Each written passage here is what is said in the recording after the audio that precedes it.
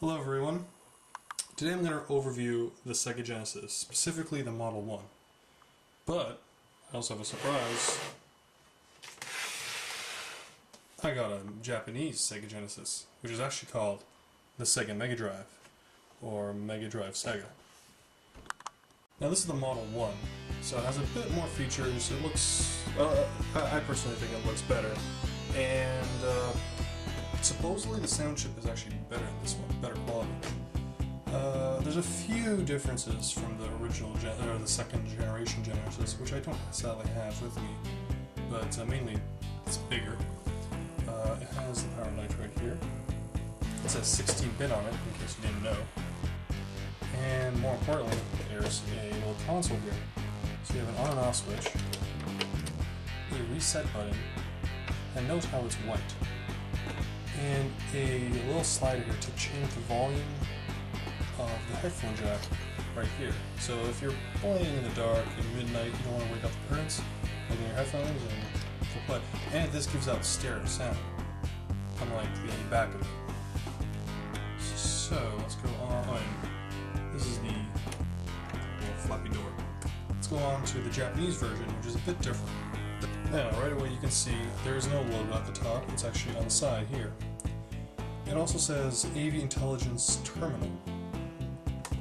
Right, I didn't know the Sega Genesis was this advanced. It also says high-grade multi-purpose use, like playing video games. 16-bit logo, like the other one. I think the little design is a bit different. Same door, the cartridge is actually bigger on this. I actually have a Sega Genesis cartridge. I can show you what the difference in just a bit. But if you go to the cartridge, remember how I said it was white? Well, here it's blue.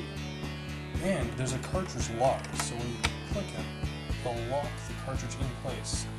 And if you want to play US, this actually will play some US games. If you want to play US games, you actually have to open it up and remove the cartridge lock. Otherwise, it's just going to keep sliding in like this, and you won't be able to turn the console on. And again, there's a headphone volume slider and headphone jack. Right here, you'll see the two DIN ports. The Megadrive uses the same ones as Atari, same ones as the US version. They're all the same. I actually use my Megadrive controllers because the Genesis ones seem to be very flimsy, and after a while, you have to push real hard down on the buttons for them to register. So, I don't know, maybe it's just old, or the US version was really crappy. But, as you can see right here, same ports. Now, the back of the consoles are a bit different. You have your AC adapter and your digital in, but on the Japanese version, you have an extension port. This was used for the Sega modem, which never came out in North America. As you can see on this version, there's actually a spot for it, but it's omitted. And you do get an RF out. I guess they didn't have it in Japan, or we're too far back, but yeah. And also there's also another port, I guess you could call it, the expansion port, which is the same on both sides, used to plug in the Sega CD, or the Mega CD, depending where you were from. So as I was saying, it's a bit bigger. Here's a normal Genesis game, Sonic 2. No side. Goes in, pops out. Same thing here. Goes in, pops out. Now, the difference with this... Ooh, I got shock food here if you want. Now, you can really see the difference. That's a huge difference right there. But this is what makes it really different. Here's the Sega CD memory card, right? It's actually the Mega CD memory card. It's all in Japanese. Here's the big difference, though. There's a little slot there. And when this flicks on, a little lever hits into that slot, so you can't take it out. But if you do that on a Genesis game, it's going to whack into it. Now if you go here, the game's too big. It won't go in. So, I guess if you're going to play Japanese games on this, you're going to have to cut open the hole bigger, or, well yeah, pretty much cut open the hole bigger.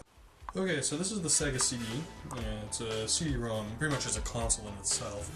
There's a CD-ROM drive, you have a ready light, which turns on pretty much anytime the console's on. It's an on and off light.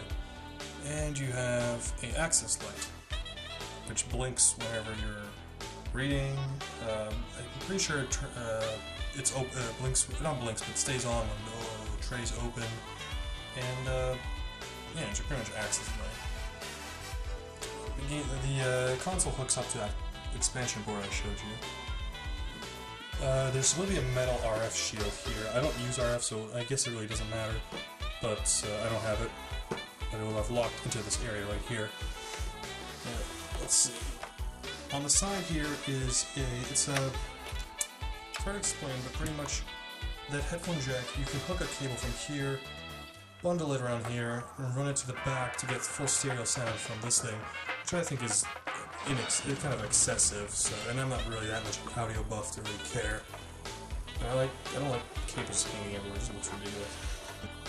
Here you have an AC adapter, so you need two, which is kind of ridiculous, but I assume, I hope so, that Sega, when they built the Sega Gensis, they had the power consumption for cartridges only, so they, I guess, didn't think ahead, or their design was just dumb. But, and it's the brick ones, so you have like a power bar that's like filled with these damn bricks. This is for that cable that will run through the front. It will go in here, and you have full stereo sound. This is for, I'm guessing this was, they were thinking, oh, as you read the thing, it said high-grade multi-purpose use. So I thought, oh, people are going to buy this for, like, as a CD player, so you can plug this into your surround, or whatever. So that's what these two jacks are for. And it's pretty much the same thing on the Sega, the Mega CD. So here's a Mega CD, it's pretty much, instead of Sega CDs, you get Mega CD, you get a logo here. And you get this they kind of omitted, but you get this bar that tells you what all the different lights are. So the two lights on means CD's accessing, CD, when the CD's in, the power lights on, when CD's out, the red lights on. And when you think about standby mode, I'm not sure what that is, but the thing's blinking. So Sega CD, boot up. Get this awesome logo here. Sega CD. Original 1.10, 1992. Glorious year. And then this is the boot ups logo, I guess you could say, for Sega CD. Anytime a game from Sega CD turns on, it does that. Yeah. You can check out what the song sounds like on like a billion other videos on YouTube. And I have Sherlock Holmes in here right now. I'm not sure if that's just damaged, if it's damaged, or if it's just supposed to sound like that, to be honest. I have to look into that, but it's working fine. And if you push the reset button, it ejects. Goes back to here.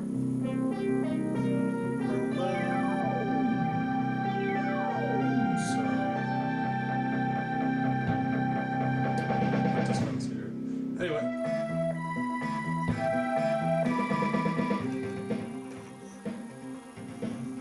so that's the Sega Genesis and Sega Megadrive review. Hope you enjoyed it, and expect another video from me soon.